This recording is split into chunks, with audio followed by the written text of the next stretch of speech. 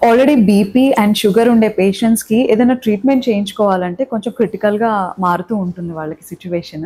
So, varicose వెయిన్స్‌ని కూడా treat చేసేటప్పుడు అలాంటి సిట్యుయేషన్స్ ఏమైనా మనం చూస్తామా? లేదా ట్రీట్మెంట్ ఈజీగానే ఉంటుందా? వారికోస్ వెయిన్స్ ట్రీట్మెంట్ అయితే ఈజీగానే ఉంటుంది. But right. కొన్ని జాగ్రత్తలు మనం తీసుకుంటామమ్మా. ఓకే. డెఫినిట్‌గా షుగర్ కంట్రోల్ చేసుకుంటాము. హుహు.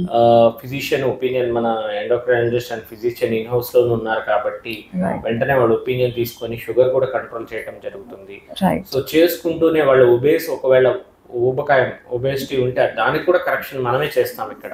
హ్మ్. సో, దానికి కూడా ట్రీట్మెంట్ పెట్టుకొని ఈ వారికోస్ వెయిన్స్ ట్రీట్మెంట్ కూడా మనము కొద్దిగా లావుగా ఉన్నోళ్ళలో కొంచెం ట్రీట్మెంట్ డిఫికల్ట్‌గా ఉంటది. హ్మ్. సో, దానికి కూడా మన దగ్గర ప్రత్యేకమైన పరికరాలు ఉన్నాయి కాబట్టి చిన్న సూదితోనే మనకి వాళ్ళకి అసలు ఏమి ఇబ్బంది లేకుండా ట్రీట్మెంట్ చేయడంతో పాటు వెంటనే డిశ్చార్జ్ కూడా చేయడం జరుగుతుంది. అండ్ ఎర్లీ మొబిలైజేషన్ కూడా చేయడం జరుగుతుంది. ఓకే.